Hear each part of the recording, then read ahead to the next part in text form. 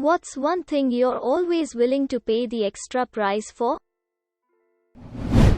A good plumber. Water damage fucking sucks. Last guy I had around took my coins, disappeared down the pipe and was never seen again.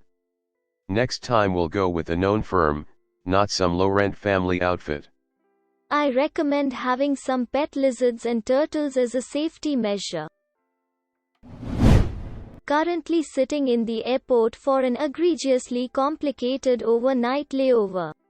All to save $80. I'll always pay the extra $80 moving forward. Why complicated? Movers. Having them put your furniture in a truck, drive it to your location and put it in your new place.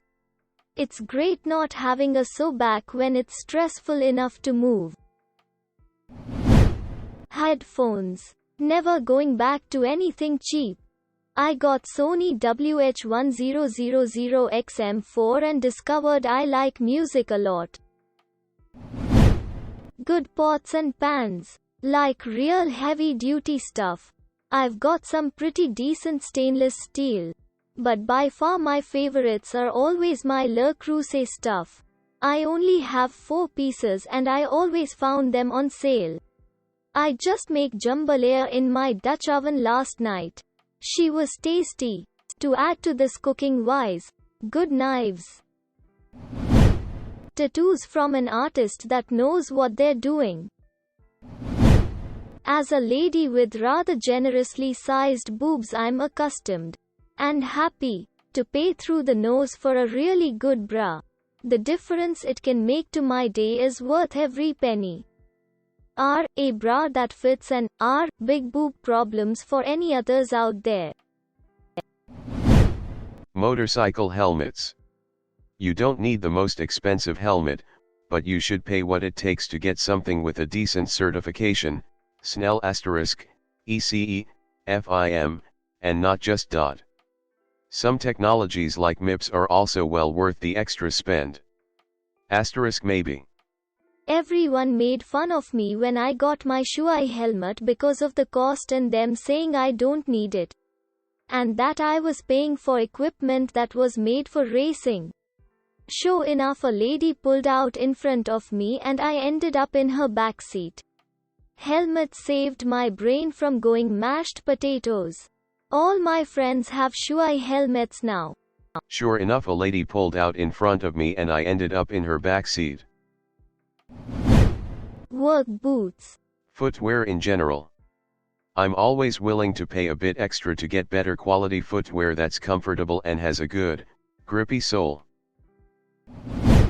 Anything I'll use for years. Like computer or clothes. A good mattress. I agree. My dad always said, look after your mattress and your footwear because you spend most of your life in both.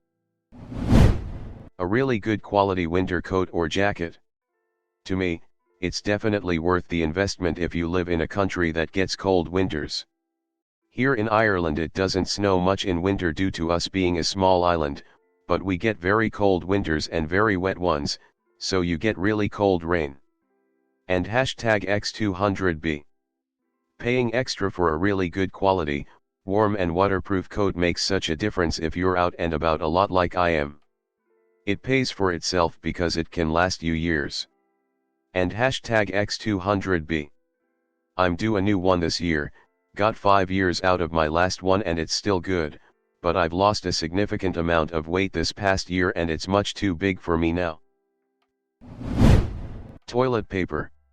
Nothing worse than cheap toilet paper. Cheap toilet paper lets you get in touch with your inner self. / makes you. I live in Mexico. The national cinema chain, Cinepolis, often has 2 whole movie houses in each location. One is your standard, run-of-the-mill movie theater with 30 rows of stadium seating, while the other theater is Cinepolis VIP, which features reclining leather seats, USB charging ports, heated seats, around 30 seats total, and table service, food and alcohol, Reminds me of Alamo Drafthouse cinemas in the USA. But these are nicer in my opinion. Husband and I always pay the extra pesos for the VIP theater for comfort.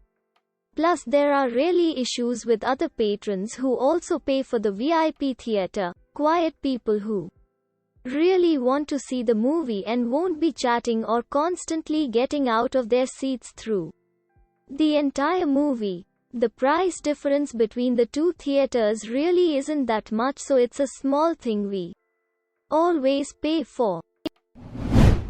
Direct flights instead of cheaper ones with layovers, connections, or stops. Why take a 90-minute flight when you can save $30 and make it an all-day adventure? Winter tires or tires in general. Tires are so underrated.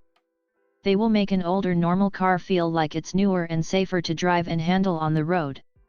It won't make it feel nicer inside, but going around a corner, stopping quickly, and taking off from a stop on shitty roads will be so much better.